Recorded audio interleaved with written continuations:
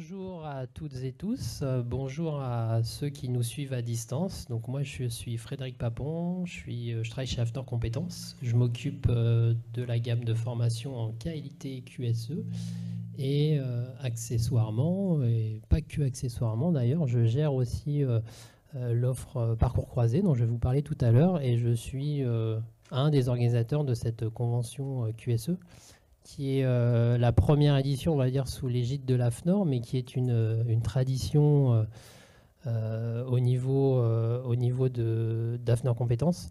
Alors, je ne sais pas si on peut passer les slides, les premiers slides du conducteur. Moi, je vais... hop.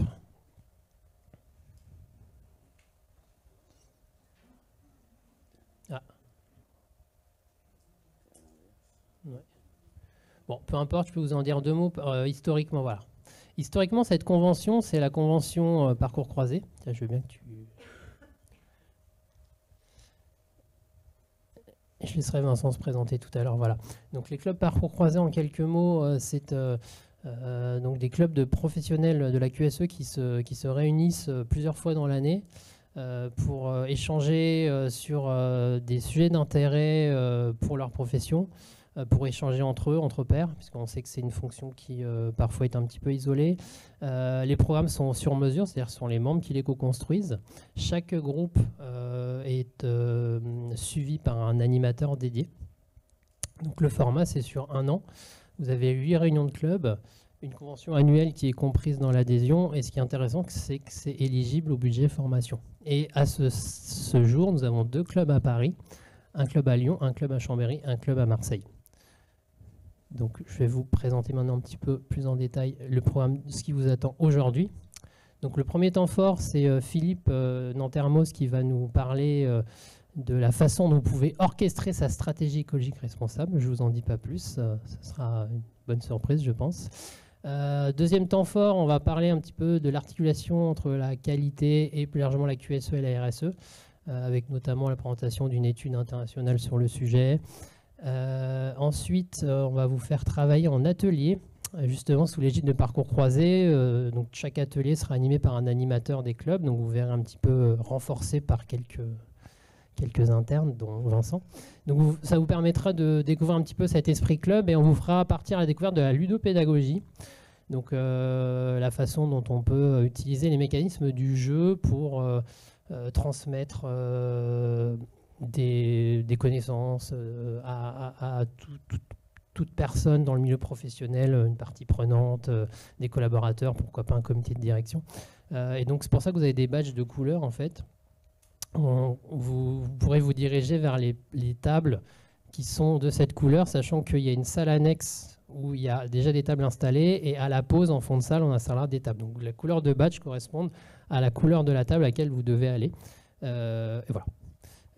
Ensuite, on va parler de retour d'expérience sur comment on intègre concrètement la RSE dans un système de management de l'entreprise. Donc là, vous verrez des pairs, donc des QSE qui vont parler de comment ils intègrent de la RSE de manière soit naturelle, soit... Enfin, vous verrez, c'est très intéressant. On a voulu avoir quelque chose de très concret. Et à la fin, on vous projettera sur l'avenir, on va dire, de la fonction QSE, ce qui sera notamment l'IA. Et donc, on vous parlera un petit peu du cadre normatif et réglementaire en la matière qui devrait impacter vos fonctions et qui sera peut-être une projection sur ce que sera le fil rouge de la convention de l'année prochaine. On verra bien. Donc maintenant, je vais laisser la parole à Vincent. Je te laisse te présenter, je te laisse lancer la conférence. Merci beaucoup. Merci Frédéric. Donc je suis Vincent Blache, je suis responsable développement de la thématique qualité et performance du groupe AFNOR. Et j'ai été nommé le monsieur loyal de la journée, grosso modo. Si on n'arrive pas à tenir les délais, ça sera ma faute. Donc je vais des fois un peu piquer les gens pour que certaines phases puissent avancer, parce qu'on a quand même une grosse journée, vous l'avez vu, 5 gros temps forts qui vont nous apporter des contributions pour chacun de ces moments. Donc on va pouvoir avoir de l'information descendante, des échanges et différents temps que Frédéric vous a présentés. Donc l'idée, c'est de démarrer notre journée, puisque vous l'avez vu, elle est intense. Et sur le démarrage de cette journée, je vais demander à Philippe Nantermos de venir sur l'estrade pour justement vous parler de la transformation écologique, juste en quelques petits mots, le temps que Philippe me rejoigne sur la scène. Philippe a un riche passé dans les métiers de la distribution, une grande expérience professionnelle, dont 10 ans au sein de l'entreprise Le Galet. Et il a, puisque j'ai regardé un petit peu, il a fallu faire quelques recherches, regarder sur LinkedIn, voir qu'effectivement, depuis 2022, une orientation dans la continuité du travail fait au sein de Le Galet dans les métiers de la distribution autour de la RSE. Merci Philippe.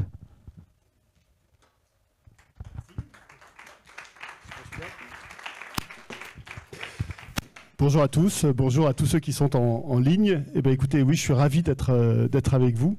En fait, j'ai un parcours, moi, de dirigeant d'entreprise, une assez jolie entreprise, on appelle ça les ETI, 1500 personnes, qui fait de la distribution de produits de finition du bâtiment.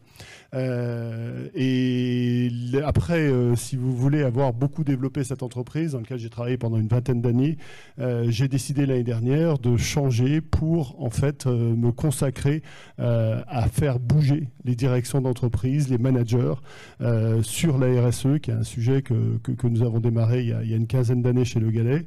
On a raflé beaucoup de trophées, on a eu beaucoup de distinctions dans ce domaine-là, et je voulais montrer à d'autres entreprises qu'en fait, on pouvait faire des choses. Et quand Frédéric m'a appelé pour parler un petit peu de QSE et de RSE, pour moi, c'est un lien qui est complètement direct. Aujourd'hui, ce que je constate, c'est qu'en fait, on a beaucoup de directions d'entreprises qui disent j'ai envie de faire de la RSE. Alors déjà, souvent ils disent du RSE. Déjà, quand ils disent du RSE, c'est qu'on sait qu'ils n'ont pas toujours compris ce que c'est. Et ensuite, j'ai l'impression de voir des dirigeants qui font, vous savez, il y a 25 ans, pour les plus âgés de la salle, tout le monde voulait être ISO 9001. Ça, je pense que c'est vraiment dans votre domaine. Aujourd'hui, tout le monde veut être RSE. Et pour autant, la RSE qu'on veut faire aujourd'hui ne me paraît pas vraiment celle qu'il faut faire. Je suis en train de préparer un ouvrage qui va s'appeler « Redirection systémique des entreprises » et qui va être la nouvelle RSE, parce que ce que je pense qu'on a besoin de faire, c'est d'aller bien plus loin, d'où le sous-titre oser donc orchestrer cette stratégie écologique et responsable, mais surtout se donner des clés pour comprendre qu'en fait, le monde est en train de changer de manière phénoménale et qu'on va avoir besoin de ça. Et qu'on ne peut pas faire une RSE à la papa, telle qu'on le fait dans beaucoup d'entreprises aujourd'hui. On a besoin d'aller beaucoup, beaucoup plus loin. Et c'est finalement ça que je vais vous faire. J'ai à peu près 1h15 pour discuter avec vous. Et puis vous convaincre, mais je pense que vous êtes déjà convaincus, mais essayer de vous amener des envies d'aller encore plus loin dans votre entreprise et puis de dépasser le simple stade de la QSE, parce que demain, une QRSE, c'est évident que c'est quelque part comme ça que je le vois. Il y a une véritable responsabilité pour moi dans tout ça. Il faut que je change de... Non, restez dans la lumière. Ah, il faut que je reste dans la lumière. Ah, bah, je vais rester dans la lumière. Moi qui aime beaucoup me balader, ça ne va pas être facile. Alors, par contre, la zapette, c'est bon. OK. Donc voilà, aujourd'hui, en fait, j'ai donc deux vies. Je garde une vie d'entrepreneur, de business angel, c'est joli pour dire le mot d'investisseur. Et j'ai notamment, si vous voulez, une petite entreprise de traiteur à Caen que je dirige, parce que je veux garder une main, si vous voulez, dans l'opérationnel et ne pas être totalement, je dirais, un conférencier qui ne fasse que ça. Et puis, donc ma deuxième vie, c'est d'être conférencier, notamment sur ce sujet de la RSE, de la marque employeur. Alors, pour démarrer, est-ce que vous connaissez cet animal ? La dinde, effectivement la dinde. Je vais vous demander d'imaginer que cette dinde, c'est un animal inductiviste. Alors inductiviste, ça veut dire quoi? Ça veut dire qu'en fait, elle est capable de déduire ce qui va se passer demain à partir de la vie qu'elle a eue hier. Je ne sais pas si elle est inductiviste, la dinde, je ne peux pas vous le dire, je vais vous demander de l'imaginer ainsi. Alors cette dinde, en fait, elle va naître et puis elle va croître. Et en fait, ce qu'elle constate, c'est que tous les jours, le fermier lui donne un petit peu plus à manger. Et donc, dans la vie de la dinde inductiviste, on se dit, finalement, tout va bien. Je dirais, je me développe et je suis quelqu'un d'heureux. J'aime pas la lumière tout le temps, quand même. Ça va être difficile. Le seul souci de ça, c'est que vous le savez tous,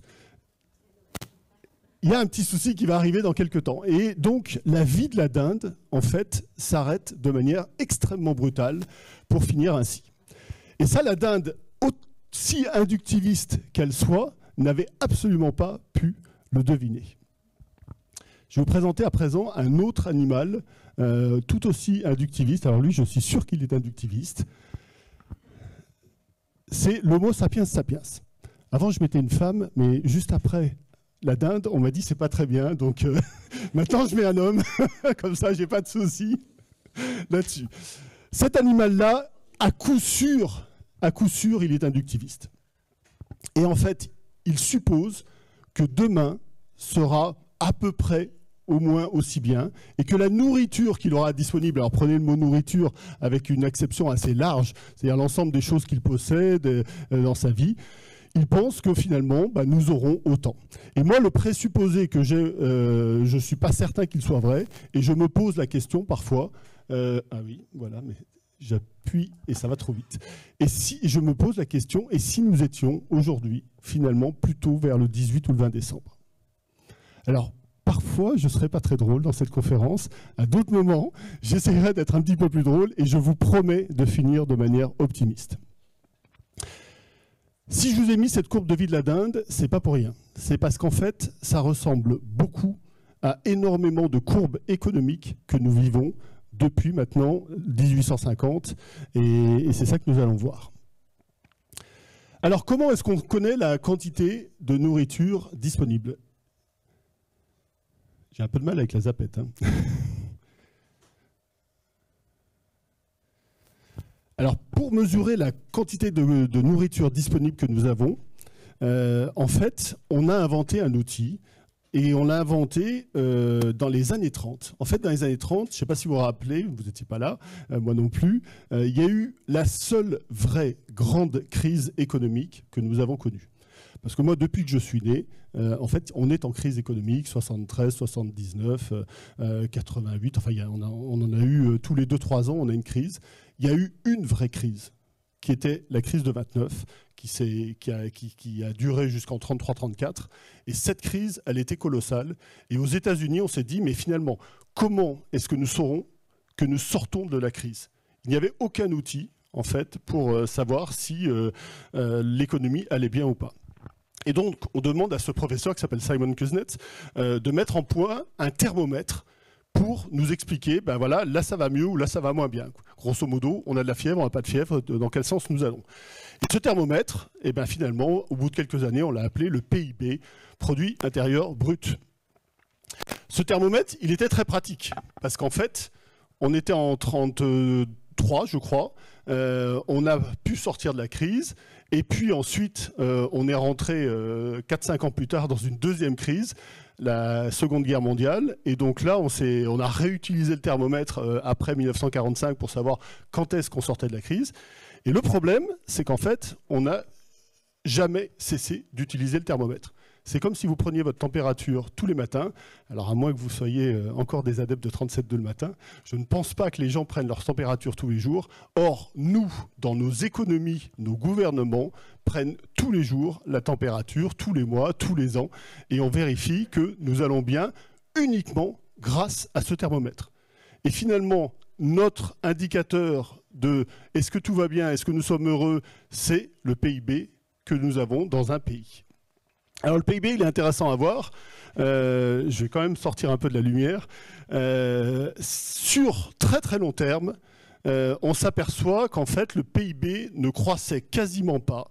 Alors c'est très difficile de revenir avant 1750. Les historiens économiques ont essayé de faire des recherches pour voir si on avait de la croissance au Moyen-Âge et tout ça.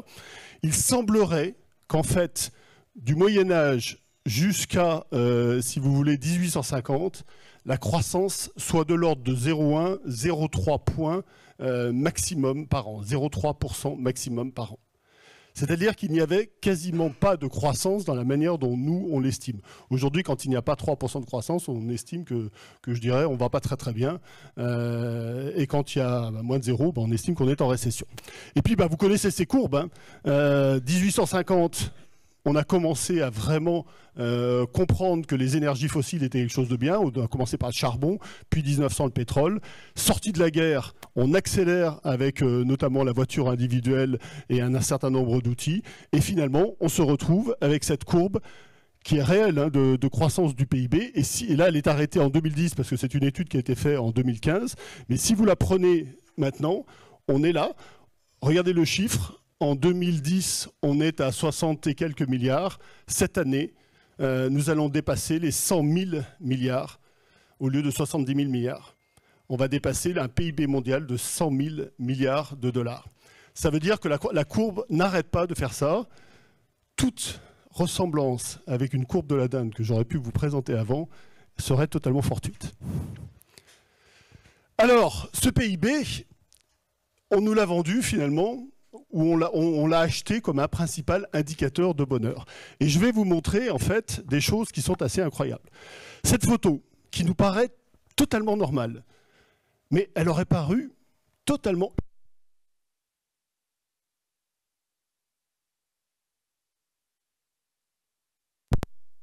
Allô, ça marche? Si, ça marche. Cette photo, elle aurait paru totalement ubuesque à nos arrière-grands-parents. Parce que jamais ils n'avaient vécu ça quand ils allaient au magasin du coin. On ne pouvait pas imaginer d'avoir, par exemple, je crois qu'il y a des oranges avec des tomates. Ça, c'est absolument impossible. On n'aurait pas pu imaginer dans un magasin voir des oranges, voir des ananas, voir des pamplemousses, j'imagine qu'il doit y avoir pas loin des avocats, des bananes. Tout ça, ce sont des choses incroyables. L'ananas, la mangue, l'avocat, c'est des produits de Noël. C'est des produits festifs, ce n'est pas des produits de tous les jours. On n'aurait pas pu imaginer que là, il y a des pommes qui viennent du Chili. Du Chili. Nos arrière-grands-parents, ils se seraient regardés en disant « mais qu'est-ce que c'est que ça ?» Et ça, c'est notre monde d'aujourd'hui. Alors, on a eu des idées absolument fantastiques pour générer du PIB.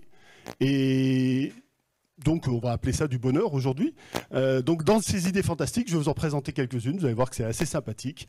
D'abord, on a créé les fêtes commerciales. Alors, on était dans un super week-end, là. Ce week-end, c'était quand même la grande fête mondiale du commerce. Et puis, rassurez-vous, de toute façon, nous allons vers Noël. Alors, j'ai sorti, j'espère que c'est juste après, je crois que je l'ai mis juste après, une des idées de Noël, parce que je sais que c'est toujours un petit peu difficile, notamment si vous avez une petite cousine ou je dirais quelqu'un, je vous propose un cadeau à faire à toutes les jeunes filles à partir de 3 ans, il ne faut quand même pas faire avant, ça serait exagéré. Voici le nouveau cadeau de Noël. Ah non, excusez-moi, je commence par ça. Juste après, je vous le mets juste après Noël, puisqu'on est dans une religion consumériste. Ça, c'est une maman, en fait, qui a voulu faire plaisir à ses enfants. Elle a 2 enfants. Et donc, elle a fait la bagatelle de 300 cadeaux. C'est une image vraie. Hein. Elle l'a mis sur Facebook. Alors évidemment, elle s'est fait un peu pourrir parce que c'était pas très très bien. Mais c'était sa conception, sa vision des choses. Et bon, moi je me rappelle la vision de nos grands-parents, de nos arrière-grands-parents selon votre âge, qui disaient à Noël, quand on avait une orange, on était très heureux. Vous voyez un peu le décalage qu'on a fait en quelques années. Alors, idée cadeau de Noël, donc pour votre petite cousine, à partir de 3 ans s'il vous plaît, voilà le kit petite influenceuse. Quand même un produit sympathique et qui semble absolument utile aujourd'hui pour avoir du bonheur. Donc c'est à 11,99 €. Alors pour les petits garçons, je n'ai pas trouvé, j'ai plutôt trouvé quelque chose pour les grands garçons. En fait j'étais place du Trocadéro et je me suis aperçu qu'il y avait quelque chose de joliment garé, donc une jolie voiture. Donc je vais proposer, c'est un peu plus cher quand même. Pour les grands garçons, je vous propose cette jolie voiture. Mercedes, qui a une caractéristique, au début je n'ai pas compris, et en fait c'est en allant derrière que je l'ai vu, c'est que c'est un 6-6, je ne savais même pas que ça existait, mais pour se balader dans Paris, je vous assure que c'est absolument fantastique, ça doit être extrêmement utile. On vit aussi un monde qui est totalement emballant, j'espère que vous en avez conscience. On fait des choses sympathiques. Alors là, on va se moquer un petit peu des étrangers, parce que ça, c'est pas en France. Mais tout à l'heure, vous verrez, on reviendra aux Européens. Dans le domaine des étrangers, eh ben, on a considéré parfois que la nature emballait mal les produits, donc on a décidé de les suremballer. Et puis parfois, il y a d'autres magasins qui n'ont pas considéré les choses pareilles. Ils ont considéré qu'au contraire, la nature, elle emballait un petit peu trop, et donc il fallait le faire différemment. C'est quand même un peu compliqué, je dirais, de retirer la peau, donc on vous les vend comme ça. Je ne sais même pas s'ils ne mettent pas un produit, parce que je me dis que ça devrait noircir, mais bon, j'imagine que c'est soit sous atmosphère contrôlée, soit il y a un souci. Ça, c'est nos amis américains. Pour vendre un comprimé, et je dis bien un comprimé, hein, c'est marqué une tablette, eh bien, on va faire un petit opercule en aluminium, on va faire un petit sachet en papier, et puis on va faire un blister. C'est quand même top, non ? Vous imaginez, à chaque étape, on crée du PIB, donc on crée du bonheur. C'est quand même, moi je trouve que le monde du commerce est absolument fantastique. Ça, c'est nos amis japonais. Parce qu'on ne sait jamais, s'il y avait une petite poussière sur la canette, ça pourrait être un petit peu gênant. Donc vous voyez quelques exemples assez fantastiques. On s'est pas mal moqué de nos amis étrangers, mais il y a d'autres produits qui existent. Alors là, je vous en prépare un. Celui-là, c'est est-ce que vous pouvez me trouver en 5 secondes la nationalité du produit? Et éventuellement ce que c'est. Parce que j'ai toujours pas compris, je regarde la photo régulièrement, j'ai toujours pas exactement compris ce que ça pouvait être. Donc on a fait des produits assez fantastiques. On a fait aussi en Europe ce produit-là vraiment génial. Vous avez deux petites îles, vous voyez, tout au nord de l'Écosse, qui s'appellent Westray et Papa Westray. Et en fait, on a inventé un système qui est fantastique pour les relier, ça s'appelle l'avion. Et je vous ai proposé les horaires qui sont ici. Donc, comme vous pouvez le constater, il y a 2 minutes de vol entre les deux îles. Alors, accrochez-vous, je vais vous expliquer pourquoi. Il y a 2 minutes de vol parce que la distance entre les deux îles est inférieure à la plus petite des pistes de décollage ou d'atterrissage d'Orly et de Roissy. C'est-à-dire qu'il y a moins de 2,5 km entre les deux îles. Je vous rassure, c'est totalement faisable par bateau. Le seul intérêt, c'est quoi? Eh bien, c'est que vous allez pouvoir avoir un certificat comme quoi vous avez pris le plus petit vol commercial au monde. Parce que personne n'a fait un vol de 1 minute. Le temps de monter et de redescendre, c'est déjà... vous n'avez que ça, hein. Vous n'avez qu'un décollage et un atterrissage, donc les deux phases les plus dangereuses d'un vol en avion. Eh bien, vous pouvez le faire donc du côté de Westray et Papa Westray. Ça, c'est une petite photo que j'ai prise. J'étais au Réveillon dans le sud de la France. Et puis, je faisais un jogging avec ma femme. Et puis, je vois ce club de vacances pour chats sudistes. Alors j'avais un peu l'esprit mal tourné, je me dis ça doit être intéressant, il faut que j'aille voir, c'est peut-être quelque chose d'intéressant. Je prends la photo et en fait je vais voir le site internet et je suis super déçu. C'est un club de vacances pour les chats du sud de la France. C'était pas une couverture. Mais j'ai trouvé mieux, j'ai trouvé à Paris, un hôtel qui a du chien, qui vous propose d'aller faire un spa pour votre chien avant de retourner dans les appartements du 7e. C'est pas marqué 7e, mais enfin c'est quand même marqué avant de retourner dans les appartements parisiens. Et puis j'ai trouvé ça la semaine dernière, je crois, ça c'est le top je trouve. Maintenant, une télévision pour chiens. Ça marche aussi pour les chats, mais un tout petit peu moins bien quand même. Mais c'est une télévision pour chiens et je vous invite à aller voir le site internet. C'est fantastique. Franchement, c'est fantastique. Voilà ce que l'on faisait pour générer finalement du bonheur, du PIB. Alors moi, ma conclusion, c'est ça. Je pense qu'on a foiré quelque chose. Je pense qu'on a beaucoup surestimé l'importance du PIB dans notre bonheur et qu'il va falloir faire d'autres choix. Alors, est-ce que ce PIB, c'est le principal indicateur de notre bonheur ou est-ce que c'est le principal indicateur de notre banqueroute actuelle? Évidemment, vous comprenez bien que j'imagine que c'est plutôt ça et qu'il va falloir qu'on change systématiquement de voie par rapport à ce que nous avons fait dans le passé. Notre monde, j'ai utilisé ce qualificatif, je le considère comme fané. Fané comme une fleur. Alors fané, ça veut dire quoi? Ça veut dire qu'il est d'abord, il est futile.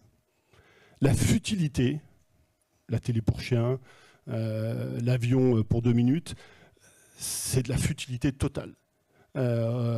Or, le monde de demain, c'est un monde utile. Il va falloir qu'on sache de plus en plus distinguer l'utile et du futile.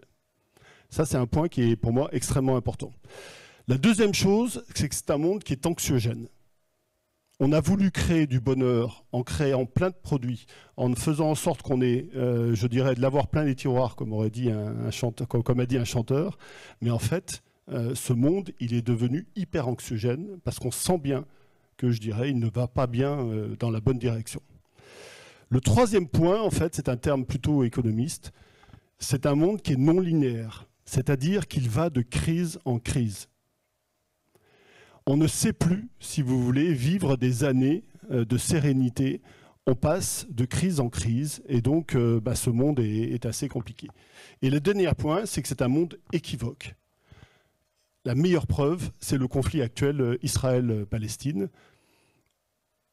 On comprend bien qu'il y a des soucis des deux côtés, mais alors on a beaucoup de mal à discerner les choses et puis comprendre ce qu'il faut faire pour en sortir. Ce monde fané, en fait, à un moment donné, il vient notamment de ce que j'appelle une aporie. Enfin, c'est ce qui s'appelle une aporie.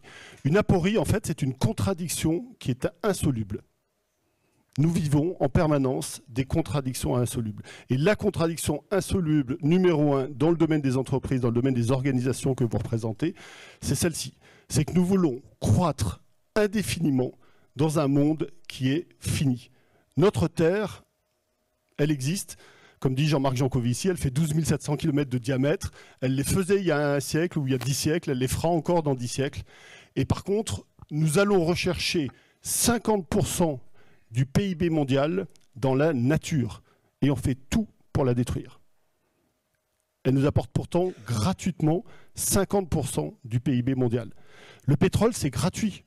L'or, c'est gratuit. Il ne faut pas l'oublier, ça. Ce qu'on paye, c'est le consentement à s'en défaire de celui qui est assis dessus. Un puits de pétrole dans les pays arabes, vous avez une idée du prix de production d'un litre de pétrole? Un baril de pétrole, je crois que c'est 252 litres. Vous avez une idée du prix de production d'un baril de pétrole de 250 litres. Alors je parle bien dans les pays arabes, hein. Je ne parle pas aux États-Unis où on fait de la fraction, du fractionnement hydraulique et des choses qui sont très coûteuses et absolument catastrophiques. C'est beaucoup plus, je dirais, développement durable à la limite d'émettre du pétrole dans les pays arabes parce qu'il suffit de creuser un trou dans le sol et vous avez du pétrole. Et donc vous savez combien ça coûte? 252 litres? Oui, exactement, autour de 10-11 $. Donc ça ne vaut rien. En fait, la nature nous le donne gratuitement. Et en fait, nous avons voulu imaginer que nous pouvions croître indéfiniment dans ce monde qui était fini. Mais rien de ce qui est vivant. Vous ne pourrez pas trouver un exemple de quelque chose qui est vivant et qui croisse indéfiniment. Les plantes naissent, se développent, se stabilisent, meurent. Les entreprises... je ne l'ai pas mis, mais je pourrais vous mettre. Regardez le classement du Fortune 500 il y a 25 ans et le classement du Fortune 500 aujourd'hui. Fortune 500, c'est les 500 plus grosses capitalisations de la bourse.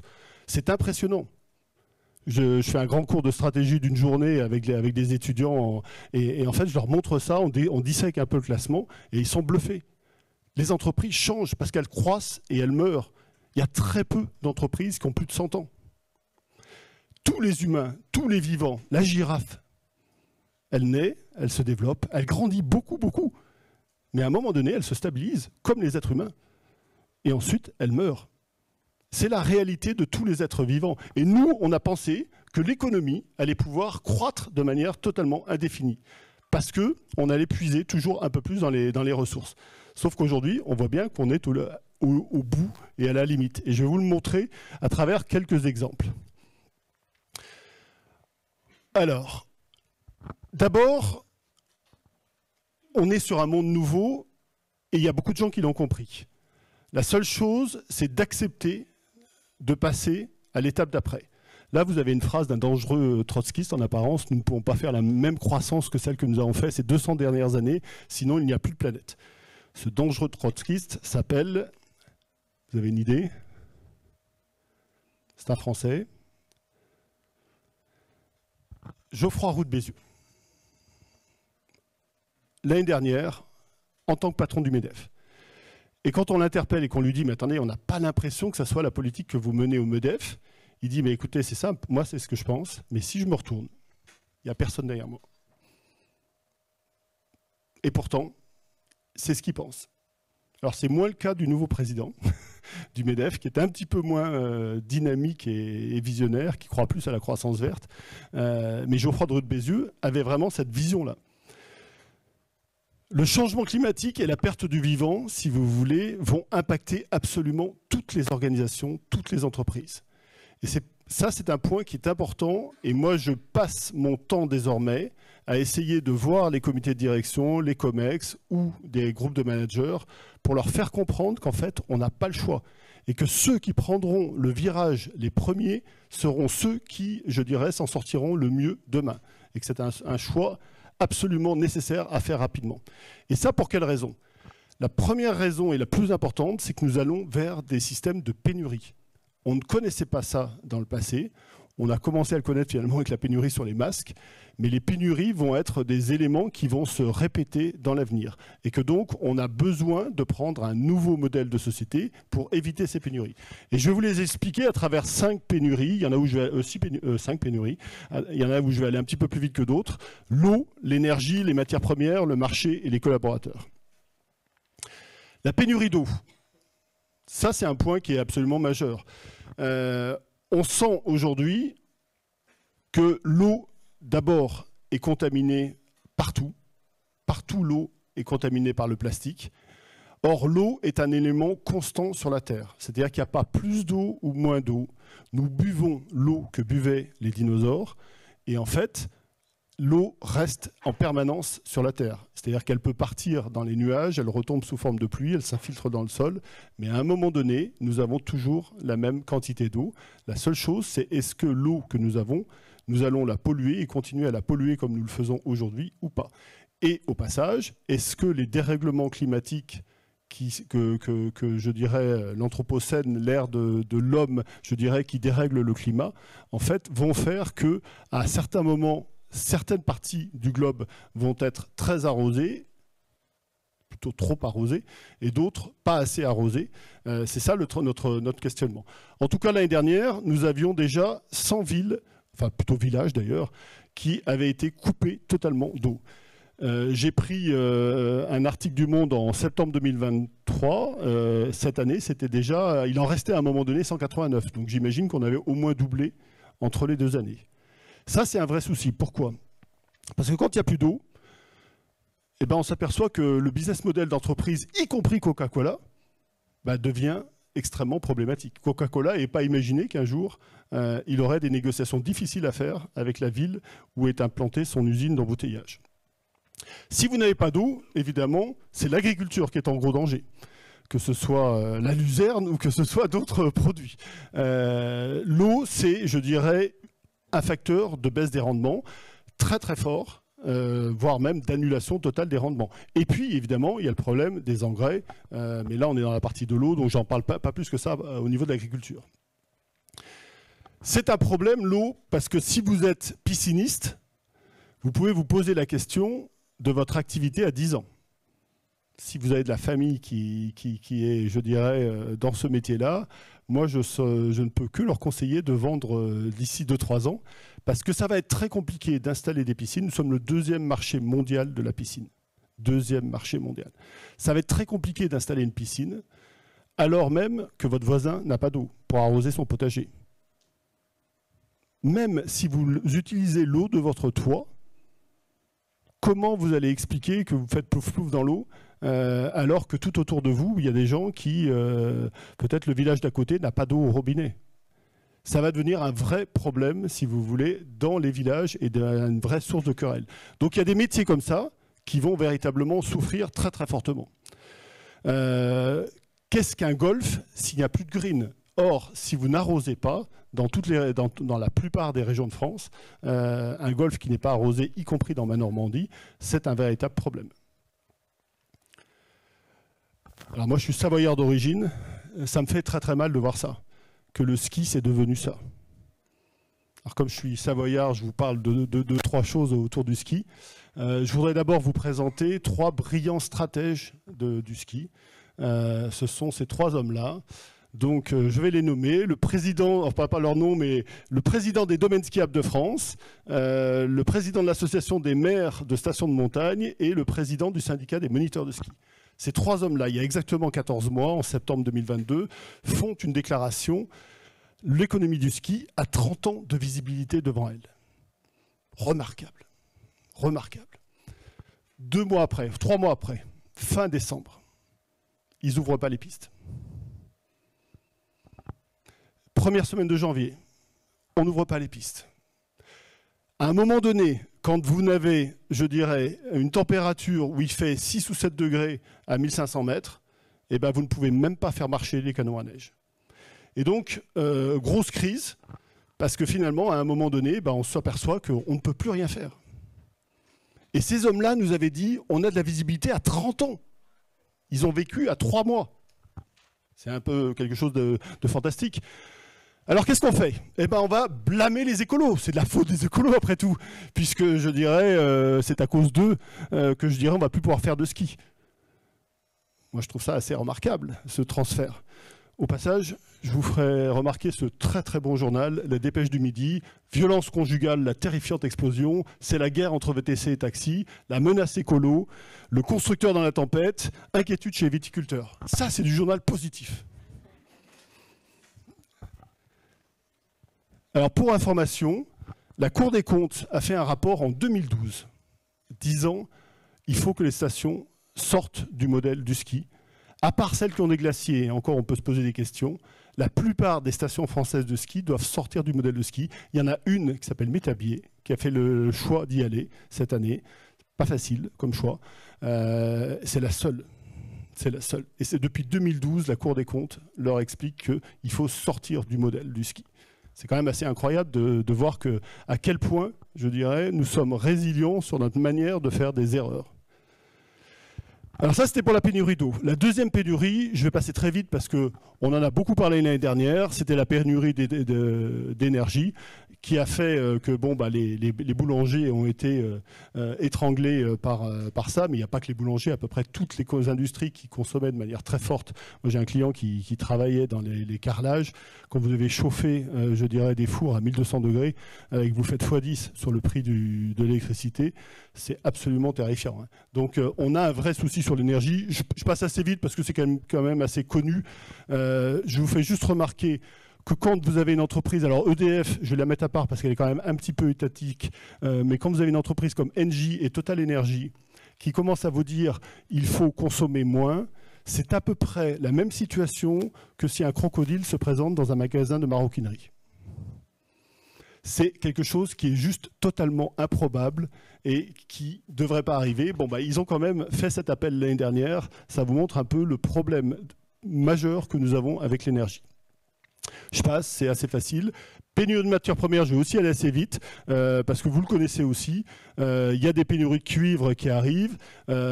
France Assureur a fait remonter dans le top 5 des risques mondiaux qui existaient, en fait, l'arrivée du dérèglement climatique, qui finalement crée beaucoup de problèmes. Vous savez qu'il y a un an et demi, là, on avait eu des pénuries de puces, et les pénuries de puces venaient de l'absence d'eau à Taïwan.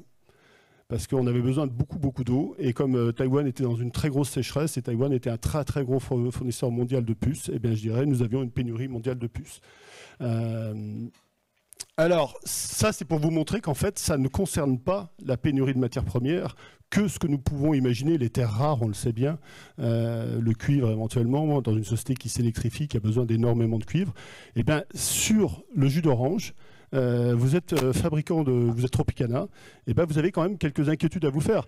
Regardez, il y a 130, alors on ne parle pas en baril, en jus d'orange, on parle en millions, en caisses. 134 millions de caisses aux États-Unis il y a 10 ans, 16 millions de caisses aujourd'hui. Une baisse de 85%. 85% de baisse de la production aux États-Unis. Et là, vous dites, bon, c'est pas grave, ils vont mettre ça dans d'autres pays. Et ben, vous avez le chiffre, moins 30% au Mexique sur une année à cause de la sécheresse. Ces pénuries, elles vont toutes nous impacter. Et alors là, comme il y a quelques messieurs qui peuvent aimer ça, je voudrais vous présenter un produit qui va être vraiment très très difficile pour nous tous, mais il y a des dames qui aiment bien aussi, c'est la pénurie sur la bière. Asahi, moi je ne connais pas très bien ce marché-là, mais je crois que c'est le numéro 4 mondial de la bière. Le patron dit le houblon va être en difficulté, on va en produire de moins en moins, donc le prix va monter. Et deuxièmement, la qualité du houblon va baisser. Et donc, il y a un vrai positionnement. Alors, c'est juste anecdotique, hein, mais c'est pour vous montrer qu'en fait, ça affecte absolument tous les secteurs d'activité. J'essaie de vous en présenter différents, parce que je ne peux pas tout présenter, évidemment, mais c'est important. La quatrième pénurie, si mon compte est bon, c'est une pénurie de marché. Alors, c'est un peu plus intellectuel, la pénurie de marché, mais vous allez vite comprendre. Ce sont des marchés qui s'arrêtent. Marché des piscines, je pense que ça en est un. Je viens de visiter le centre de Décathlon dans le sud-ouest, qui est le centre mondial sur les sports nautiques. Ils ont décidé de sortir de la piscine individuelle pour des raisons là de développement durable, clairement, de RSE. Ils ne veulent plus fabriquer des piscines en plastique. Donc ça va progressivement, ils vont supprimer toutes leurs références de piscines en plastique, à part, ils m'ont dit, les pataugeoires pour les bébés et les très jeunes enfants, mais ils ne feront plus du tout de piscine. Ça vous montre des décisions qui sont prises par un certain nombre d'acteurs.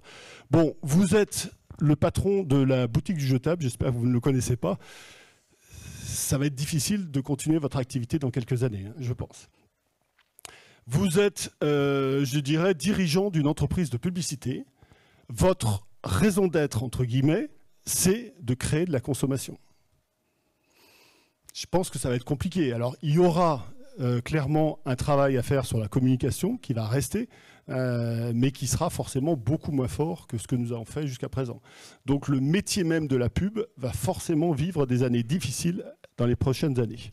Alors moi, il y a un métier que je connais très très bien, évidemment, c'est le monde du bâtiment, donc je vous en parlais pendant 2 minutes. Vous êtes constructeur de maisons individuelles. Bon, alors déjà, vous êtes dans la panade. Il faut savoir que cette année, c'est moins 40%. Alors ça, c'est surtout dû à la hausse des taux bancaires, enfin la hausse des taux et donc la hausse des prêts bancaires. Mais il y a aussi une loi qui s'appelle la loi ZAN, zéro artificialisation nette, qui veut dire que toutes les décennies, nous devons construire 2 fois moins. C'est-à-dire qu'on construira 50% de moins sur la décennie 2020 que sur la décennie 2010, et encore 50% de moins sur la décennie d'après. Donc ça vous montre un peu l'ambition que nous avons. Et puis, il y a un petit souci qui va venir après, on va en parler, c'est la démographie qui est en baisse très forte et qui donc va abaisser le nombre de clients pour les logements. Alors, continuons un petit peu là-dessus. Ça, c'est très intéressant. C'est Raphaël Ménard. Raphaël Ménard, c'est le patron de l'AREP, qui est la première, je dirais, agence d'architectes en France. Ils sont 200 architectes. Et Raphaël Ménard, il nous dit quoi? Il nous dit, qu'est-ce qui nous prouve qu'on a encore besoin de construire du neuf? Existe-t-il au moins un inventaire national des 4 milliards de mètres carrés que nous avons déjà bâtis, car tout est peut-être déjà là? Le gars, c'est le patron de la première firme d'architecture de France. Et il vous dit ça. C'est quand même un message très fort.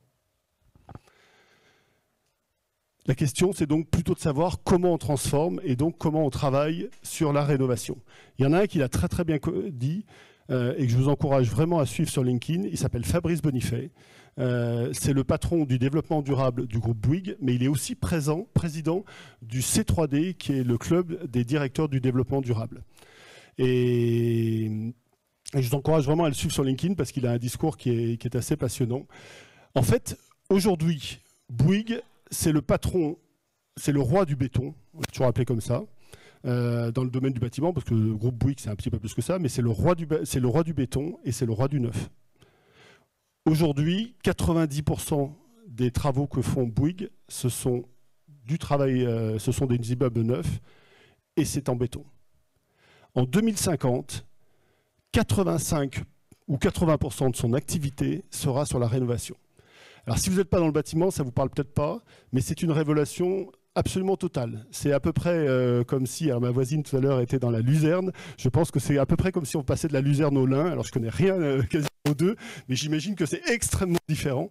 Et de faire travailler, je dirais, des gens sur la rénovation quand vous êtes dans le neuf, ce n'est pas les mêmes produits, ce n'est pas les mêmes techniques constructives, ce n'est pas les mêmes compétences.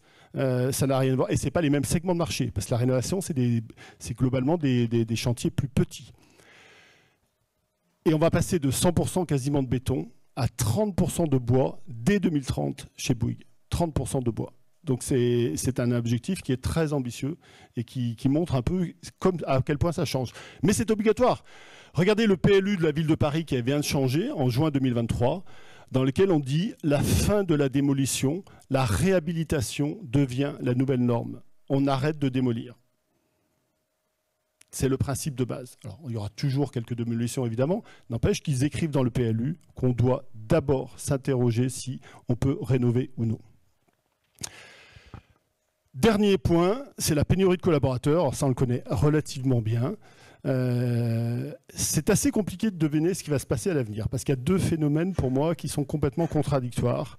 Le premier phénomène, c'est l'intelligence artificielle, qui va probablement amener, je dirais, à détruire un certain nombre d'emplois, et donc à ramener un peu de chômage, même dès 2024.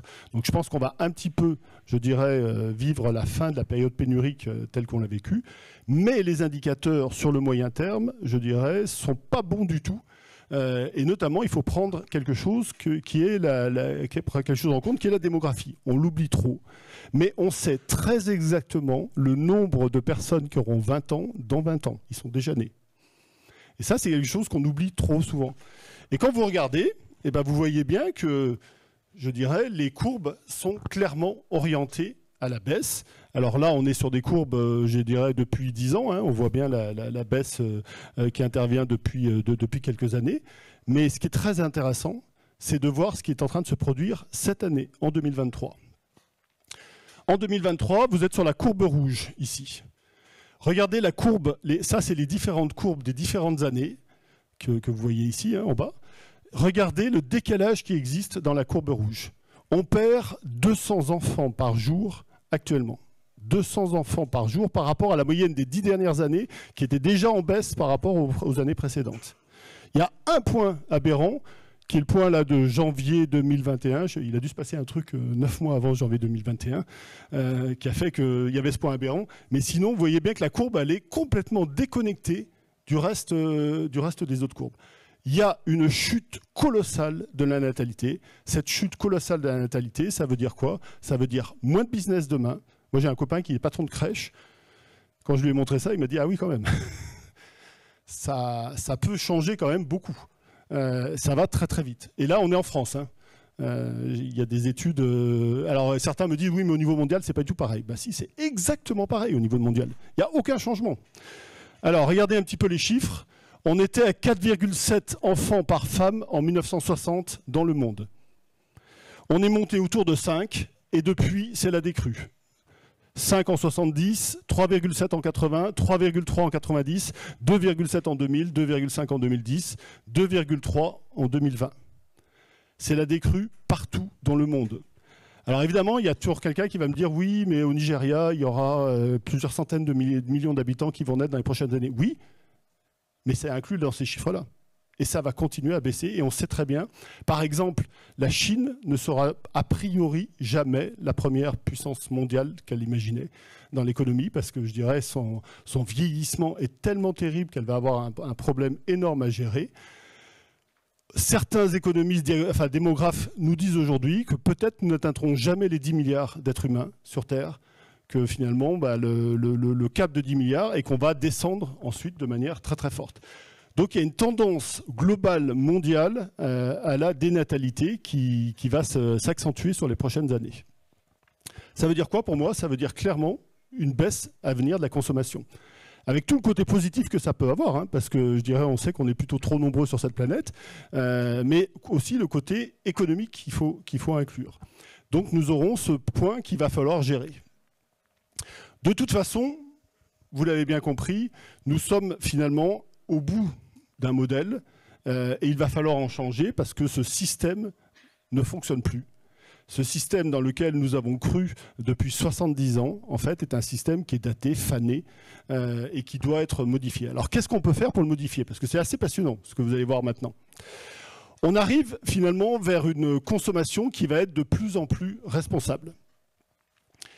Ça, c'est une petite citation du CTLM. Le CTLM, c'est un organisme de vente de crédit à la consommation, donc qui a intérêt à bien comprendre ce qui se passe dans la consommation.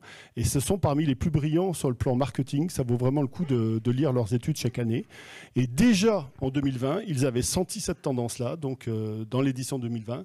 L'âge d'or d'une consommation euphorique, statutaire, insouciante, symbole d'une amélioration des conditions de vie, rappelez-vous la dinde, témoin d'une société qui envisageait l'avenir avec envie, semble désormais révolue.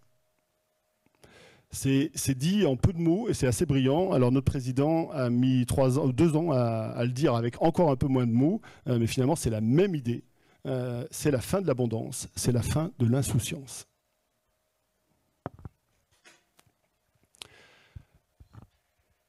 Et on le voit dans certaines entreprises, je vous en ai montré 1 ou 2 exemples tout à l'heure. Moi, je trouve qu'Augustin de Romanet, qui est le patron d'ADP, Aéroport de Paris, il a un discours de vérité, moi qui me plaît. Il dit « La course au volume dans l'aérien doit passer après la décarbonation. On doit sauver le monde du vivant, et donc on doit décarboner. Et donc la course au volume dans l'aérien, c'est fini. » Il y en a d'autres qui le disent de manière un peu plus sarcastique, en disant « L'avenir de l'aviation, ce sont les Canadaires. » Ça, c'est aux Pays-Bas, l'aéroport de Schiphol. En fait, lui, carrément, il anticipe et il prépare la diminution du trafic aérien. Pourquoi tout ça? Pourquoi? Parce qu'en fait, aujourd'hui, et contrairement à ce que nous vendent un certain nombre d'économistes ou de dirigeants, on est incapable de découpler sur le long terme et sur, je dirais, l'ensemble de l'activité économique, la croissance donc, du PIB, et la préservation de la nature. Et que donc, on va devoir faire un choix entre les deux. Probablement qu'encore pendant 4-5 ans, on va faire le choix de la croissance.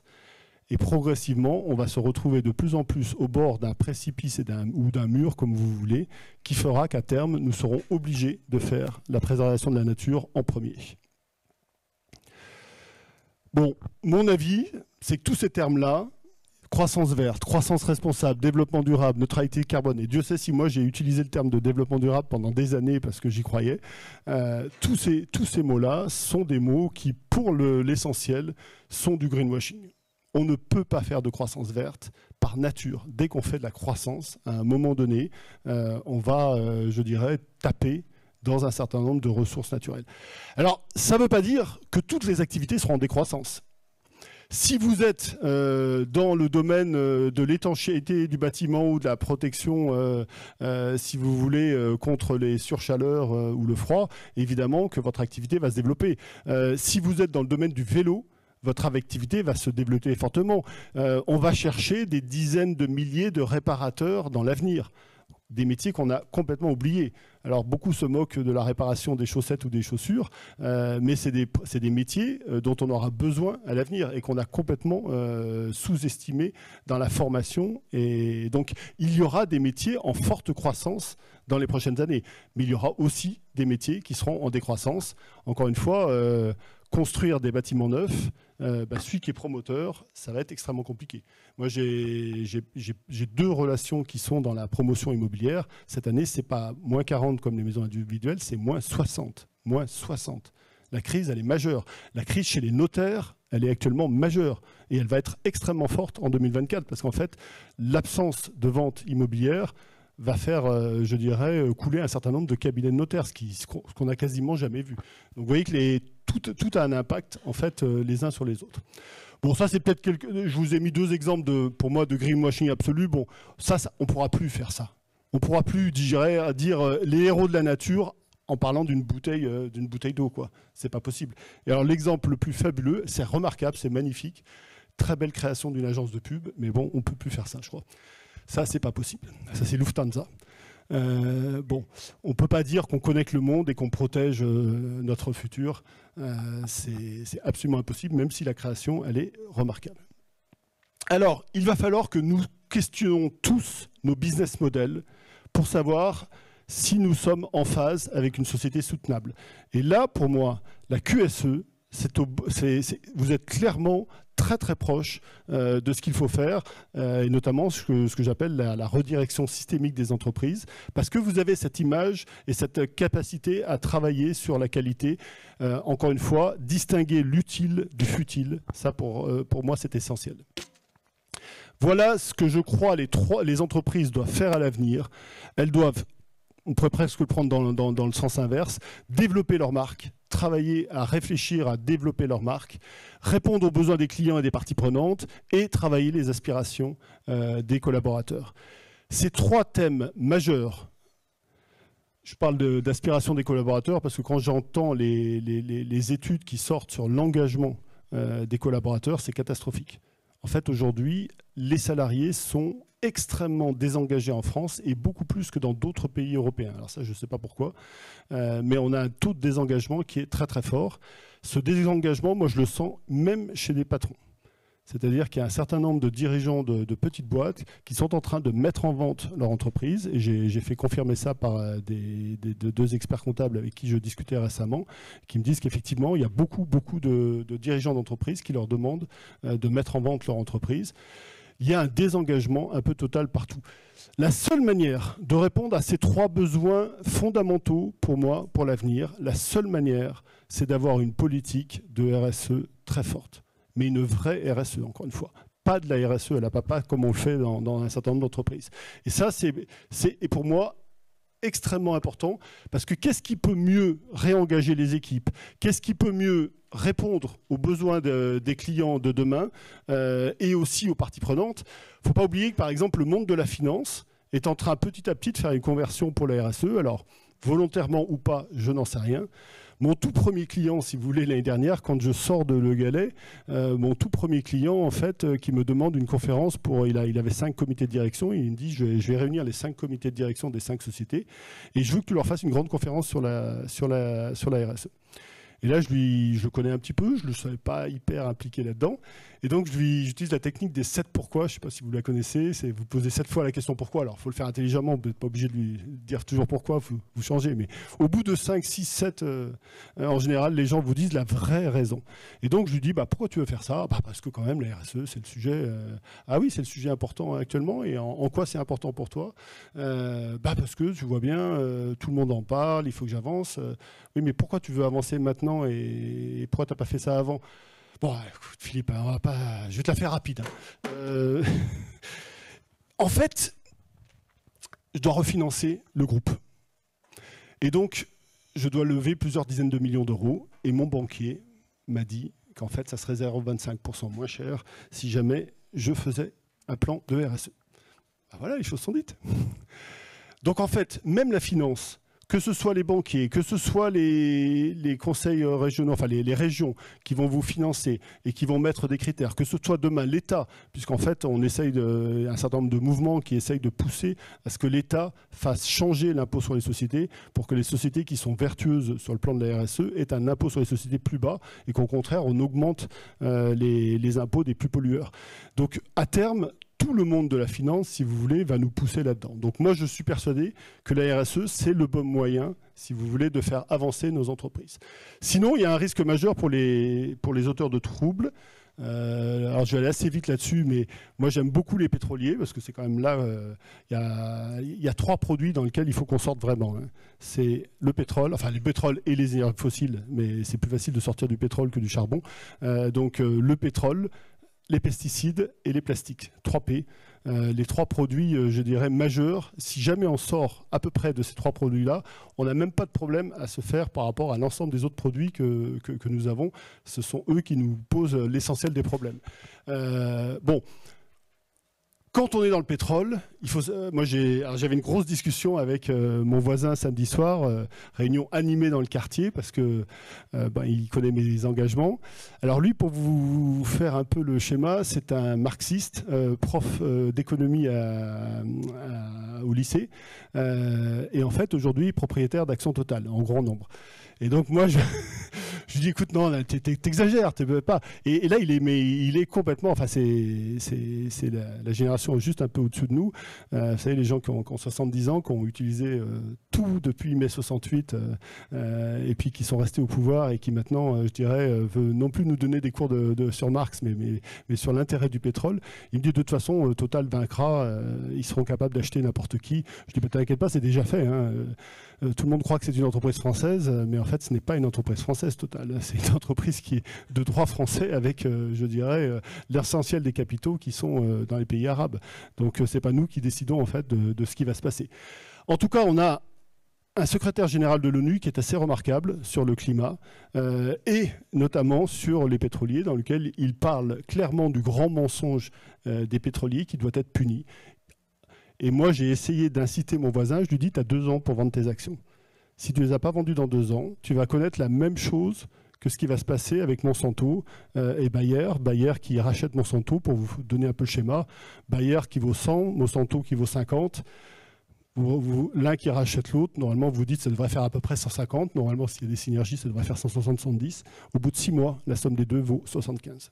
Moins cher que le prix initial. La semaine dernière, Monsanto a été condamné par 3 personnes aux États-Unis, pour 3 personnes, juste 3 personnes, à verser plus d'1 milliard de dollars. Dans le pétrole, il y a un comté qui a réclamé, je crois que c'est 3 ou 4 milliards aux 5 premiers pétroliers mondiaux. Il y a un comté qui a fait ça aux États-Unis. Il y a 3200 comtés. Vous imaginez un peu la somme. J'ai essayé de lui expliquer ça. Bon, il était sourd à mes arguments. Mais je pense que le pétrole et tous ceux qui ont des actions dans le pétrole, il faut en sortir parce que forcément, à un moment donné, ça va être comme les cigarettiers. On va avoir des très grands procès. Je vous donne le cas de l'Église d'Angleterre. C'est intéressant, ça date de l'année dernière, enfin l'année dernière à cette année. En fait, ils ont commencé à expliquer, ils ont des fonds d'investissement qui sont assez lourds parce qu'il faut payer les retraites de l'ensemble des prêtres et donc ils ont beaucoup d'actions, ce qui est le meilleur choix sur le long terme. Et en fait, ils ont commencé à dire à Shell, bah, écoutez, nous, on n'est plus d'accord avec votre politique, il faut que vous fassiez plus de développement durable. Shell ne les a pas écoutés. Le résultat, c'est que, bah, comme c'est écrit dans ce titre, j'aime bien, l'Église les a excommuniés et elle a décidé, vous voyez, de se désinvestir totalement de Shell. Nous ne pensons pas que le chemin choisi par l'entreprise soit le bon. Ça va plus loin parce qu'il y a des fonds d'investissement et des actionnaires qui ont décidé d'attaquer en justice le comité de direction, alors là c'est Shell, ouais, c'est toujours Shell, ouais, de Shell, au pénal. Et là, c'est plus du tout la même histoire, parce que dans un cas, vous condamnez les entreprises, là, ce sont les hommes individuellement qui sont convoqués au pénal parce qu'ils sont présents au conseil d'administration ou au comité de direction, si vous voulez, d'une société. Et là, on commence à se dire, oui, ça va faire trembler. Aujourd'hui, je peux vous assurer que ces boîtes-là n'arrivent plus à recruter comme elles le souhaitent. Les salaires sont bien plus élevés dans le pétrole parce qu'ils ont vraiment du mal à recruter. Alors, quels sont les réflexes qu'il faut prendre pour démarrer votre transformation ? Parce que si vous ne démarrez pas cette transformation, vous avez bien compris que je pense que ça va être un petit peu compliqué. Le premier réflexe, vous avez fait le bon choix. Vous êtes venu ici et quelque part, vous avez décidé de vous former, notamment à ce rapprochement entre QSE et RSE, qui est un rapprochement, pour moi, totalement limpide et logique. Encore une fois, je vous dis, le Q, je dirais, c'était le truc qui était recherché il y a 30 ans. Moi, je pense que demain, on a besoin de gens pour faire bouger les entreprises de l'intérieur et faire avancer sur une véritable RSE. Donc, vous avez commencé par faire ça. Ce qu'il faut, et votre difficulté, c'est souvent de convaincre à la fois les personnes au-dessus de vous, au sein du CODIR, du COMEX, je ne connais pas la gouvernance de votre entreprise, mais aussi beaucoup les gens qui sont en dessous de vous ou à côté de vous. Et ça, ce n'est pas toujours facile, parce qu'il faut entraîner ces deux populations. Et dans les deux cas, la seule chose qu'il faut faire, c'est faire ce que vous faites aujourd'hui, de venir vous former, de lire, essayer d'apprendre un maximum. Donc là, vous l'avez fait, je dirais, à travers une conférence telle qu'on le fait là.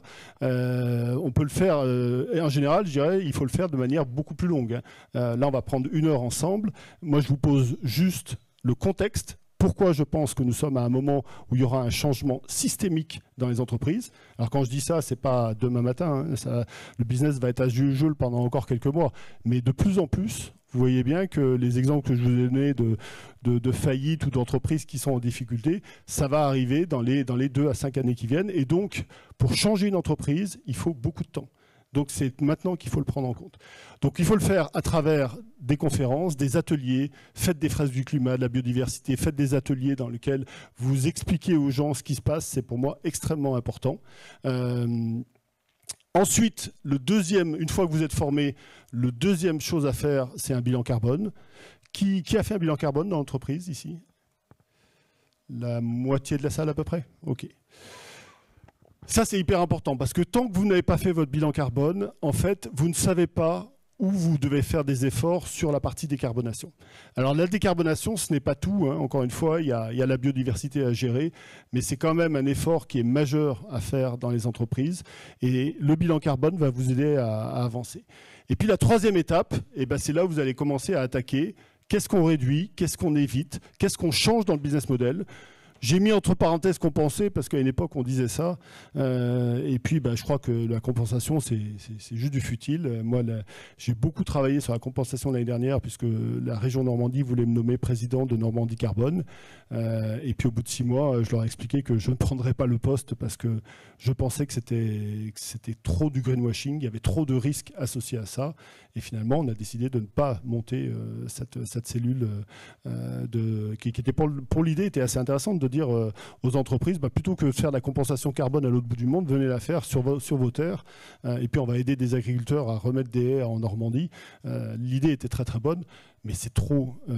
En fait, aujourd'hui, c'est trop contesté parce qu'en fait, il y a beaucoup de gens qui utilisent ça pour effectivement dire qu'ils sont neutres en carbone, alors qu'aucune entreprise ne peut se définir comme neutre en carbone sur son territoire.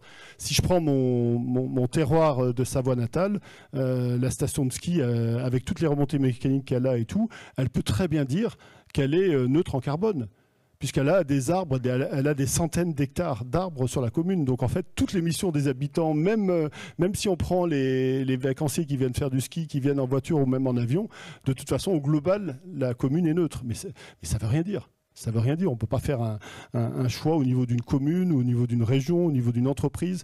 Ce qui importe, c'est notre neutralité carbone mondiale. Donc c'est elle qu'il faut mesurer, quoi. Alors, réduire cette empreinte carbone, bon, je passe assez vite, je pense que c'est des choses que vous connaissez. Préserver et régénérer le vivant, c'est aussi un sujet sur lequel il faut beaucoup travailler. On doit construire une économie frugale. C'est des mots qui sont un peu nouveaux et qu'on doit réutiliser. Enfin, pas nouveaux, les mots existent depuis longtemps, mais qu'on avait un petit peu oublié, en fait. C'est une économie, en fait, l'économie frugale, qui fait mieux avec moins. C'est-à-dire qu'elle génère plus de valeur, parce que l'idée... Quand on parle parfois de décroissance, ce n'est pas de la décroissance globale, c'est de la croissance d'un certain nombre de sujets, et notamment de la croissance du bien-être, croissance, si vous voulez, du plaisir et du bonheur, mais décroissance des activités polluantes, par exemple. C'est vraiment ça qu'il faut imaginer. Donc on utilise moins de ressources, on pollue moins, pour créer au moins autant de valeur pour nos clients. Avec ces deux mots forts, les mots de sobriété et de durabilité. Posez-vous en permanence la question dans vos futures actions. Est-ce que nous allons vers de la sobriété? Est-ce que nous n'utilisons pas plus de matière que ce que nous devrions utiliser? Je vais vous en donner un exemple dans quelques instants. Et est-ce que nous allons vers la durabilité? Alors, je vais vous donner, je n'ai pas le temps de détailler très très fort, mais le cas de Le Gallais, en fait, nous sommes une entreprise qui fait de la livraison aux professionnels du bâtiment. Et la particularité, c'est que nous avons un très gros stock pour être le stock de l'artisan. Parce que vous savez que les artisans ne sont pas des gens extrêmement organisés. En fait, Monsieur Durand appelle l'artisan 5 fois avant qu'il accepte de venir. Et puis, en fait, il va vous dire, bon, je viens lundi. Et puis, vendredi, il va se rappeler, ah oui, je viens lundi, mais j'ai pas la marchandise. Donc, en fait, il va appeler des gens comme nous pour, si vous voulez, faire en sorte de récupérer les produits le plus rapidement possible. Ça, c'est pour toute la partie urgence. Et pour la partie urgence, il faut bien répondre très rapidement. Et Le Gallais s'est fait un modèle de développement à partir des années la toute fin des années 90, au moment où c'était, vous savez, le 24 heures chrono de la Redoute.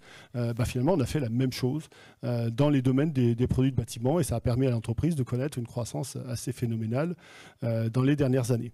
À un moment donné, quand vous faites ça, vous apercevez, enfin je me suis aperçu qu'on avait livré 110 paires de chaussures à Marseille du jour au lendemain pour une agence d'intérim. Et là, quand j'ai questionné le vendeur, je lui dis mais c'est quoi l'intérêt ? Il me dit bah si quand même, le client il trouve ça fantastique et tout. Et je lui dis mais t'es sûr que ton client il avait besoin des 110 paires ? Bon, Le Gallais, c'est une entreprise normande depuis 1889 basée à Caen. Quand vous livrez une commande qui est prise à 17h et qui doit être à Marseille le lendemain matin, je ne vous fais pas trop de dessins sur la manière dont elle livre les produits. 80% c'est livré par la route. Il y a quand même 5 à 10% des produits qui prennent l'avion. Et là, vous vous dites, c'est juste pas possible d'imaginer qu'on fait prendre l'avion à des produits dont on n'a pas besoin. Parce qu'en fait, quand vous appelez l'agence d'intérim, elle va vous dire « Ah oui, alors demain matin, j'ai besoin, oui, il y a un gars, il arrive, c'est du 48 fillettes, j'ai pas ça dans mes stocks. Et puis j'ai une femme qui va travailler, je dirais, dans des produits acides et tout, donc il lui faut des bottes qui répondent à telle norme. » Bon, ok, tu as besoin de 2 paires, en fait. Et nous, on t'en livre 110. Donc en fait, c'est toute une nouvelle réflexion qu'il faut avoir. Et ça, je vous avoue que ça a été un sacré challenge de discuter avec les vendeurs, leur expliquer que ce qui avait fait la réussite de Le Gallais depuis 20 ans ne serait pas ce qui ferait la réussite de Le Gallais dans les 20 prochaines années.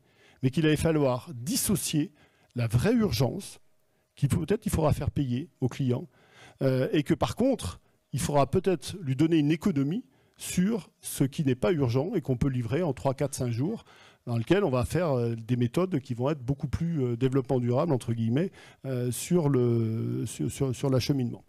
Donc voilà un exemple, si vous voulez, de remise en cause du modèle, parce que franchement, on a développé pendant 20 ans l'entreprise sur la livraison en 24 heures. Et tout d'un coup, on dit aux vendeurs, eh ben non, c'est plus le modèle de demain. Le modèle de demain, c'est de livrer de manière beaucoup plus vertueuse. Ça, j'ai fait un post la semaine dernière sur le tire-croc de chez Amora. C'est un truc tout bête. Vous savez, ce petit truc, là, la petite puisette à cornichons. Bon, on peut se dire, Amora a inventé ça il y a 35 ans. Leur grosse angoisse, c'est est-ce que je peux le retirer ? Parce que si moi, en tant que leader, je le retire, qu'est-ce qui se passe ? Est-ce que je perds des clients ? Gros dilemme stratégique. Bon, ils ont décidé quand même de le faire. En le faisant, ce qu'ils retirent, c'est 30 millions de pièces de plastique par an, 222 tonnes de plastique. Et là, apparemment, les premières choses, c'est que les clients, il y en a que ça embête, parce qu'il faut mettre les doigts dans le vinaigre. Il y en a qui disent « Ah, j'ai ressorti la pince à cornichons de ma grand-mère. » Et puis il y en a d'autres qui disent « Bon, je prends la fourchette, et puis c'est tout. » En quoi est-ce dramatique de retirer ce petit élément ? C'est du luxe, honnêtement. C'est du luxe, mais c'est du luxe dont on ne peut plus se permettre. Alors, je ne vous parle pas de la motivation d'Amora, parce que du coup, j'ai creusé un petit peu. C'est quand même plus une motivation financière qu'une motivation écologique. Mais moi, je refuse qu'on appelle ça du greenwashing. Quelque part, ils ont fait ça et ils retirent 222 tonnes de plastique par an. Donc, top. Moi, je dis, c'est très très bien. Mais c'est le type même d'exemple sur lequel il faut qu'on réfléchisse chacun dans notre entreprise. Vous voyez que je vous ai parlé du modèle, je dirais, sur le galet de livraison. Bon, là, ça peut être un petit détail. Bon, l'étape d'après pour Amora, évidemment, ça sera de faire que les cornichons, ils arrêtent de venir d'Inde et qu'ils soient refaits en Europe, voire en France. Mais on y va étape par étape. Mais ça vous donne une idée de ce que c'est que la sobriété. Ça peut être des petits détails. Au rayon dentifrice, ça c'est le rayon dentifrice habituel. Pourquoi on ne fait pas ça? Alors c'est un peu moins vendeur. C'est un peu moins vendeur, il faut reconnaître. C'est un peu moins agréable. Mais la durée de vie du carton, je dirais, qui emballe notre tube, elle est de quoi? De 2 secondes, 3 secondes? Enfin, à partir du moment où on le prend en main chez soi, on le jette tout de suite. Donc en fait, ça n'a strictement aucun intérêt. Donc ce genre de choses-là, il faut qu'on le fasse. Ça, c'est intéressant, c'est Petit Bateau. Petit Bateau, en fait, a décidé il y a maintenant 2 ans d'introduire des produits de seconde main dans ses magasins. Alors, tollé des vendeurs, non mais attendez, ça n'a rien à voir, quand même, nous, on est beaucoup plus haut de gamme que ça, c'est pas possible. En fait, ils ont fait le test, et là, maintenant, on est au bout de 18 mois, si vous voulez, et le test, c'est que les magasins qui ont introduit ça, 10% du chiffre d'affaires vient de la produit de seconde main. Et quand vous achetez là, vous achetez aussi au passage, je dirais, d'autres produits. Et puis, autre dîner, je vous raconte tous mes dîners actuels, autre dîner que j'ai vécu il y a quelques mois, dans lequel 2 nouvelles grand-mères, ça parlait des petits-enfants, je commence à être à l'âge où je dirais les petits-enfants commencent à arriver, et en fait, 2 grand-mères, catastrophe. Leurs enfants, enfin leurs filles en l'occurrence, étaient enceintes. C'est pas ça la catastrophe. La catastrophe, c'est qu'en fait leurs filles, dans les 2 cas, leur ont dit alors ok bien sûr pour me faire des cadeaux, mais on ne veut rien de neuf. Et là, je vous assure qu'elles se sont liquéfiées toutes les 2, elles nous racontaient ça, parce qu'elles s'imaginaient déjà dans la recherche de la layette et tout ça. Et elles, qu'on leur dise, bon, tu vas chez Vinted, c'est pas grave. Non, c'est pas pareil quand même. C'est pas pareil de faire du magasinage, comme disent les Canadiens, et d'aller sur Vinted. Et donc, en fait, en faisant ça, Petit Bateau réoffre une chance à ses grands-mères, je dirais, de retrouver le plaisir d'aller choisir en magasin. Et donc, dans la tête du vendeur, c'est très compliqué. Je vous assure que dans la tête de certains clients consommateurs, c'est très bien. Et puis au global, évidemment, c'est très intéressant parce que la layette, par définition, vous achetez du 6 mois, le bébé, finalement, c'est pas la bonne saison, il a grandi plus vite. Donc, il y a plein de layettes qui en fait, est très très peu utilisée. Bon, je vous ai mis 2 secondes sur quand même, enfin 1 minute, on va dire, sur l'économie de l'usage et de la fonctionnalité, qui est, avec l'économie circulaire, sont des points qui sont extrêmement importants. On a une magnifique campagne de l'ADEME, vous avez vu la semaine dernière, qui a fait un peu de polémique. Comme certains l'ont peut-être raté, je voudrais quand même vous mettre 2 des spots parmi les meilleurs pour moi. Il n'y a pas celui qui a été le plus contesté. Mais je trouve que ces deux spots-là expliquent extrêmement bien qu'est-ce qui va se passer demain avec une certaine tendance à la déconsommation ou à une meilleure consommation. Bonjour. Bonjour. J'ai besoin de penser ma table. Vous prendriez laquelle, vous? J'en prendrai pas. Comment ça? J'en achèterai pas. Vous êtes bizarre, vous, comme vendeur. Ah non, pas du tout. Moi, je suis des vendeurs. Et ce que je trouve bizarre, c'est d'acheter un objet que vous allez utiliser qu'une fois. Vous avez pensé à la location? Ou l'emprunt? C'est mieux pour les ressources de la planète et c'est plus économique pour vous. Hein. Oui. Parce que les dévendeurs n'existent pas, posons-nous les bonnes questions avant d'acheter. Rendez-vous sur épargnemaressources.gouv.fr. Ça a été un peu chaud, mais on a pour la première fois un ministre de la Transition écologique qui a tenu bon et qui a dit non, je ne censurerai pas ces spots et je continue à le faire. Deuxième spot. Bonjour. Ah bonjour, j'ai un petit souci avec ma machine à laver, donc je me suis dit autant en racheter une, mais là, vous me conseillez laquelle? Ah bah aucune. Pourquoi elles sont pas bien vos machines? Ah si, mais je vous déconseille d'en acheter. D'accord, j'ai pas compris. Non, c'est parce que moi je suis dévendeur. Allez d'abord voir notre service réparation. Et puis si c'est un petit souci, ça devrait pouvoir se régler facilement. Et ce sera mieux pour la planète et votre porte-monnaie. Parce que les dévendeurs n'existent pas, posons-nous les bonnes questions avant d'acheter. C'est clair, c'est bien dit en 30 secondes. Quand je vous disais tout à l'heure que les agences de pub vont arrêter, là, Havas a fait un travail absolument remarquable. Parce que faire ça en 30 secondes, honnêtement... il y a un peu de travail derrière et il y a un peu de savoir-faire. Donc il y a encore du travail pour les agences de com, mais vous voyez que c'est un travail qui est quand même assez différent de celui dont elles ont l'habitude de faire. Donc je pense que c'est... Et puis là, vous avez vu derrière 2 des métiers de demain. La réparation, la location. Économie de l'usage. On n'utilise pas, je dirais... Moi, je vendais des perceuses.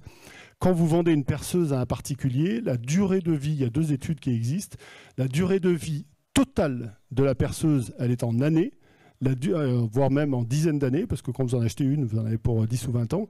La durée d'utilisation, l'étude la plus fréquemment citée, c'est 12 minutes, et j'en ai trouvé une autre qui est de 7 minutes. C'est-à-dire que c'est un produit qu'on n'utilise pas. Donc pourquoi l'avoir en permanence, ça prend de la place chez soi, en fait, autant le louer, clairement, ou le faire réparer, quand il s'agit de produits qu'on peut réparer. Ça, c'est un homme aussi que vous pouvez suivre sur LinkedIn. Il est aujourd'hui le patron du mouvement Impact, avec Julia Loom, qui fait des vêtements éthiques. Ils sont deux coprésidents du mouvement Impact. Et en fait, il est aujourd'hui patron de la Maïf. Il a fait un bouquin qui est très intéressant. Et ce qu'il dit, notamment, pour réussir, il faut respecter 2 règles. Si vous n'êtes pas profondément et sincèrement convaincu, ce n'est pas la peine d'y aller. Ça veut dire quoi? J'en reviens au premier point que je vous ai dit tout à l'heure. Formation, information, lisez, faites lire. Mettez en place dans vos entreprises des bibliothèques de la transition. Ça vaut rien. Vous achetez 10 livres, vous en avez pour 200 €, et puis les gens, je dirais, peuvent lire et ramener ces bouquins, parce que de toute façon, en plus, c'est des livres, une fois qu'on les a lus, on n'a pas forcément envie de les garder chez soi. Donc pour 200 €, vous pouvez vous faire une bibliothèque de la transition et essayer de pousser les gens à réfléchir par rapport à tout ça.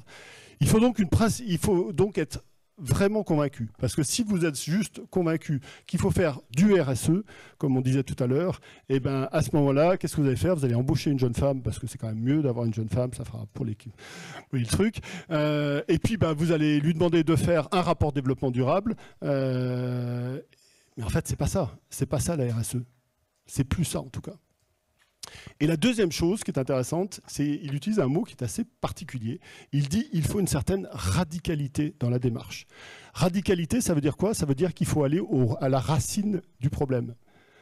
On ne peut pas se contenter, si vous voulez, de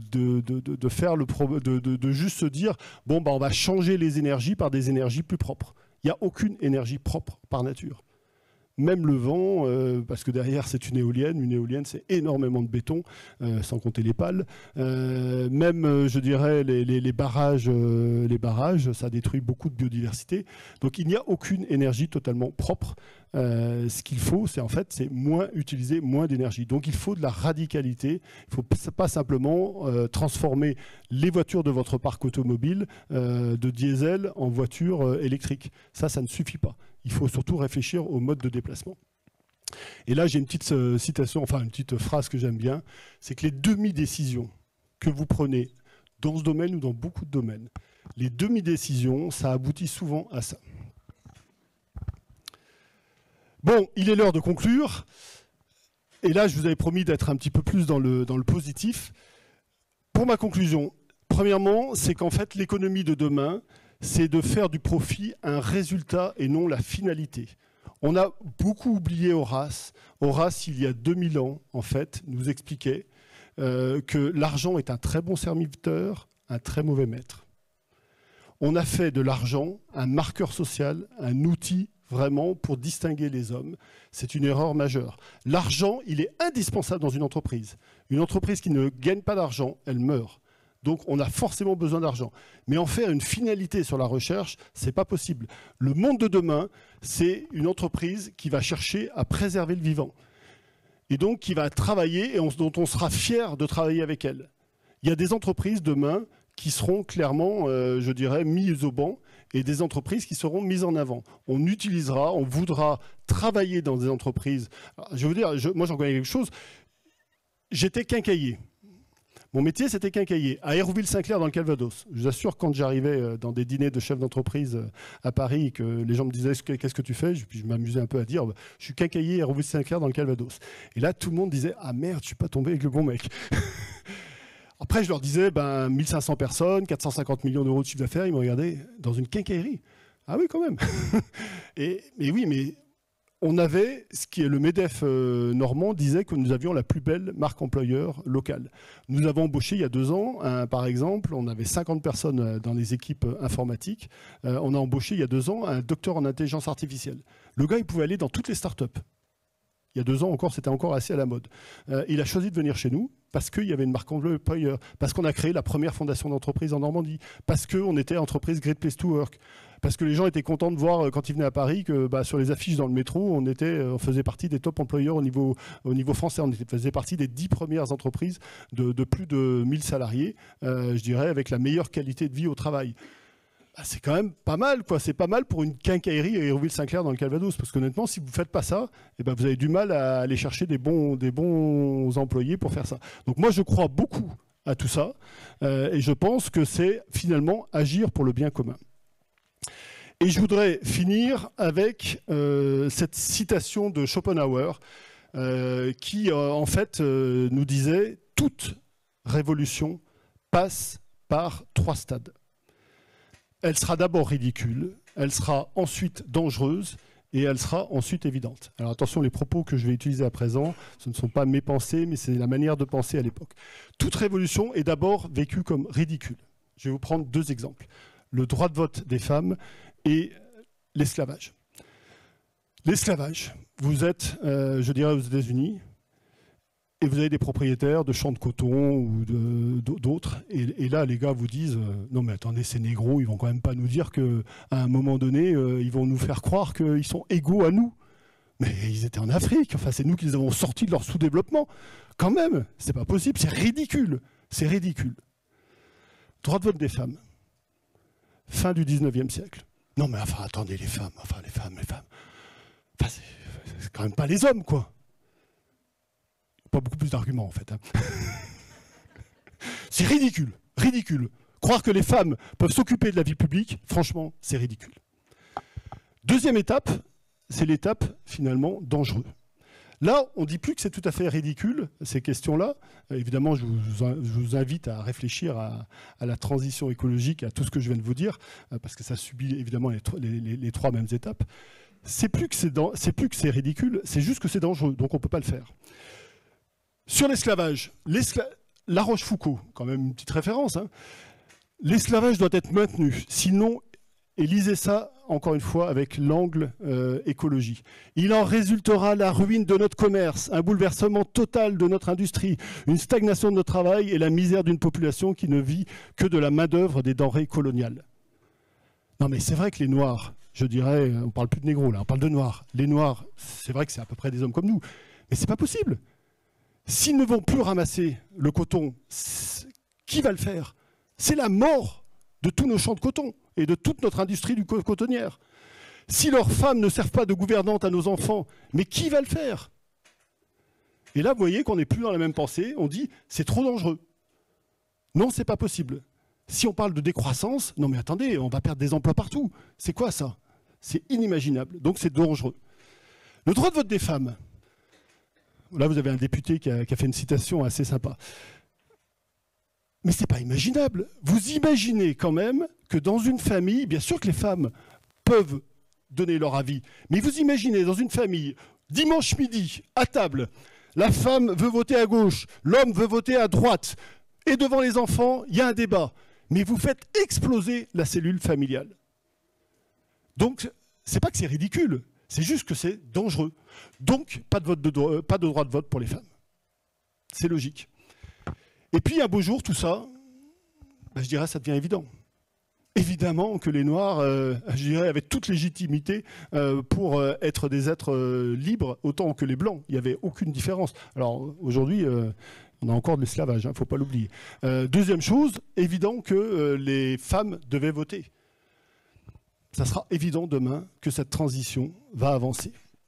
Et je vous ai promis un tout petit peu d'optimisme, avec notamment Antonio Gramsci qui dit « Il faut allier le pessimisme de la raison », parce que tout ce que je vous ai dit, effectivement, peut amener un certain pessimisme, avec un optimisme de la volonté. Vous savez, il y a quelque chose qu'on appelle la nostalgie, qui est en fait l'éco-anxiété, qui gagne beaucoup de citoyens. La seule manière de combattre l'éco-anxiété, c'est de s'engager et d'avancer. Si dans votre job, vous travaillez sur ce sujet, eh bien votre éco-anxiété va diminuer. Alors que les gens qui en fait regardent les choses deviennent sinon collapsologues parce que je dirais on n'a pas d'autre issue à imaginer. Et moi je voulais vous donner 2 exemples pour vous montrer que la fin d'un monde, la fin du monde, oui non, excusez-moi, la fin d'un monde, ce n'est pas la fin du monde. Et que réinventer notre système, c'était absolument passionnant. C'est très stressant au départ, parce qu'on doit tout réinventer, on doit tout réimaginer, mais c'est tout à fait possible. Je vous donne un exemple de ma ville de Caen. Ça, c'est Caen en 1944. 75% de la ville détruite. Si vous visitez aujourd'hui Caen, vous verrez bien que en fait, c'est une ville qui existe, qui est dynamique, qui est notamment assez championne des startups. Et donc, on a pu rebâtir. Et à l'époque, tout était en ruine.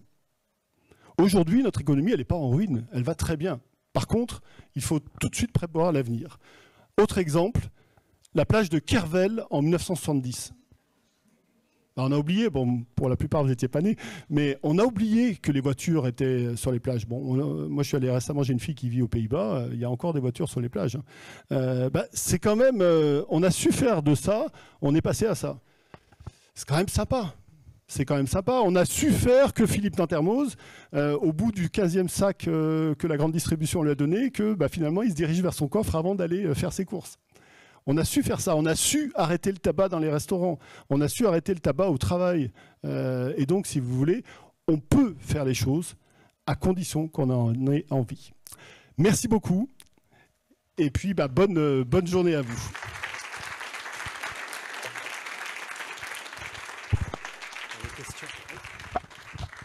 Merci Philippe. Je pense qu'on a bien aimé aussi la slide sur réinventer notre système, c'est passionnant.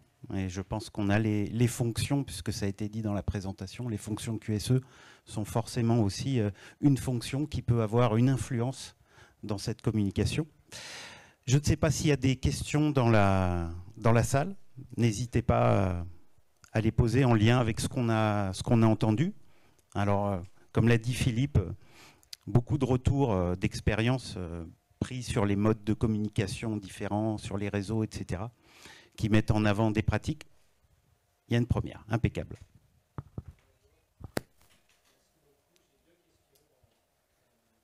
La première, ce que vous dites sur l'argent est une finalité, moins consommer, etc., je pense que c'est peut-être très vrai dans nos réflexions aujourd'hui en France, en Europe.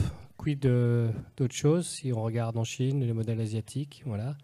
Première question. Et deuxième, comment faire en sorte que la RSE ne soit pas un deuxième ou un xème greenwashing? Alors, sur la première... Le bruit micro est branché, oui. Sur la première, alors c'est vrai que souvent on nous dit la France c'est 1% des émissions, donc ça sert à quoi qu'on se bouge et tout. Moi je voudrais vous rassurer très clairement, tous ceux qui vont en Chine savent qu'aujourd'hui la Chine travaille énormément sur ces sujets-là. Moi, ce n'est pas les Chinois qui m'inquiètent. Ceux qui m'inquiètent le plus, c'est les Américains. Parce qu'ils avaient dit, je ne sais plus, il y a quelques dizaines d'années, je crois que c'était Bush, qui avait dit « le mode de vie américain n'est pas négociable ». Juste, tout ce que je vous ai présenté, c'est juste de la négociation du mode de vie. Et donc, je suis plus inquiet par les États-Unis, je suis plus inquiet par, je dirais, ceux qui ont des puits de pétrole dans leurs champs, dans leurs jardins, parce que ça, c'est un petit peu plus compliqué de changer les économies arabes. Mais globalement, il y a un véritable changement qui est mondial. De toute façon, partout, ça bouge. Ça bouge probablement plus en Europe, plus en Asie que malheureusement aux États-Unis. Mais ça bouge un petit peu partout. Et de toute façon, on est dans un village mondial dans lequel, si vous voulez, il y a un petit exercice qu'on fait parfois. Si je vous demande de lever les mains en l'air et je dis à 3, vous claquez les mains. 1, 2, 3, je claque des mains. Je n'ai pas dit le 3, et vous claquez quand même des mains.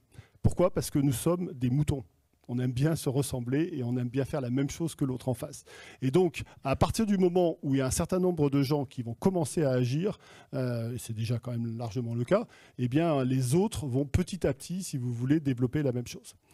La deuxième question, c'est sur la RSE. Excusez-moi, vous avez... Greenwashing.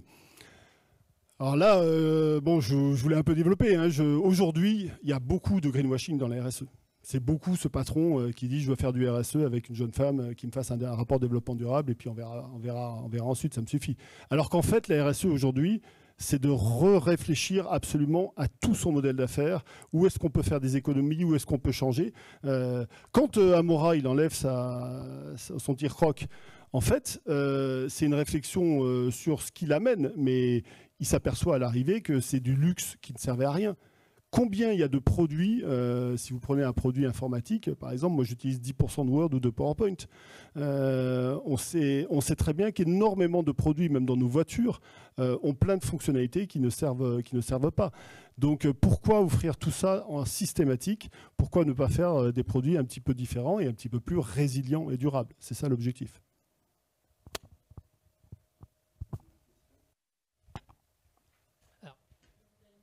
prendre qu'une dernière question, mais Philippe sera avec nous jusqu'au déjeuner, vous pourrez échanger avec lui. Donc je me dirige vers la première main que j'ai vue. Désolé pour les autres. Voilà. Oui, c'est une question un peu plus systémique. Dans les entreprises, l'organisation aujourd'hui majoritaire, c'est une entreprise avec des actionnaires. Et les actionnaires dans les structures demandent de plus en plus et tout le temps une croissance du profit. C'est classique, on voit la bourse, etc. La question, c'est si on va au bout du raisonnement, est-ce que ce modèle économique a encore du sens? Et s'il n'en a plus, c'est toute la capitalisation et toute la structure même du compte de résultat et du bilan de l'entreprise qui est à interroger. Et si on va même jusqu'au bout, il y a une forme de prédation sur l'entreprise. Jean Jaurès, en 1901, publie dans Le Monde à l'époque les malheurs du patronat en disant que les actionnaires étaient une prédation déjà en 1901 sur l'entreprise, une forme de prédation. Ce n'est pas tout à fait vrai, hein, on sait qu'il y a aussi des avantages. Mais l'idée, c'est de se dire si on va jusqu'au bout, c'est quand même les actionnaires qui ont le pouvoir, quelle marge de manœuvre on a? Je suis complètement d'accord avec ce que vous dites. C'est quand même les actionnaires qui ont le pouvoir et c'est eux qui décideront. La chose qu'on peut leur promettre, en fait, c'est de la durabilité. C'est leur dire, faites un choix pour le très long terme. Parce qu'on a aujourd'hui une capacité à investir dans les entreprises de manière extrêmement courte. Vous savez que la durée de détention d'une action en bourse, elle est inférieure à 1 seconde. Durée de détention moyenne d'une action en bourse est inférieure à 1 seconde. Pourquoi? Parce qu'en fait, on a des systèmes qui arbitrent en permanence toutes les actions. Et donc évidemment, tant qu'on est dans ce système-là, avec des arbitrages qui sont en microsecondes, et vous savez que toutes les sociétés de bourse cherchent à se mettre au plus proche des ordinateurs centraux, que ce soit à Paris ou à New York, parce que je dirais les millisecondes comptent quand vous avez une durée de détention qui est aussi courte. Bon, ce monde-là, il doit s'arrêter. Clairement, il faut une taxe sur la spéculation, c'est-à-dire que toute action qui n'est pas détenue pendant au moins 24 heures doit être taxée de manière bien plus forte. Donc on doit passer par des étapes comme ça. Ensuite, on doit expliquer aux actionnaires qu'en fait, leur intérêt, c'est la pérennité à long terme. C'est-à-dire qu'on doit être... l'entreprise est là pour, elle, vivre sur du long terme. Et je suis assez d'accord avec vous pour faire la différence entre une entreprise et ses actionnaires. C'est vraiment quelque chose de très différent. Alors, pour l'essentiel de l'économie française, c'est quand même la même chose. C'est-à-dire que dans une PME, dans une ETI, très souvent, je dirais, l'actionnariat, il est là au minimum pour des années, même quand c'est un fonds d'investissement, il est là au minimum pour 4-5 ans. On n'est pas du tout dans le cas de la bourse. Mais vous avez aussi un exemple, vous avez le patron de Nexans qui est dans les câbles, qui est une grosse boîte dans les câbles, une très grosse ETI, limite grande entreprise, je crois, qui faisait un podcast que j'écoutais récemment et qui expliquait que lui, il avait augmenté la rentabilité tout en, je dirais, ayant une politique de décroissance. Parce qu'en fait, il a choisi ses clients. Et il a décidé d'abandonner des clients dans lesquels il trouvait qu'il n'avait pas d'intérêt. Et il a une politique qui est assez intéressante. Alors qu'on peut encore challenger, discuter, mais clairement, il n'est plus dans le modèle de la croissance. Lui, il a décidé que ce qui l'intéresse, c'est d'avoir une rentabilité et de travailler, je dirais, pour avoir une politique responsable. Il ne cherche pas, je dirais, la croissance à tout prix. Donc là, c'est la déconstruction qu'il faut faire, qu'on a commencé à entamer tout à l'heure à travers les premiers exemples. Mais il faut qu'on arrive à comprendre que le PIB et la croissance, le chiffre d'affaires, c'est pas le critère numéro 1 qu'on doit utiliser. Ce qu'on doit utiliser, c'est la durabilité. Est-ce que mon entreprise, elle est solide? Est-ce qu'elle va passer les prochaines années? Ou est-ce que dans 5 ans, elle va se retrouver face à un mur?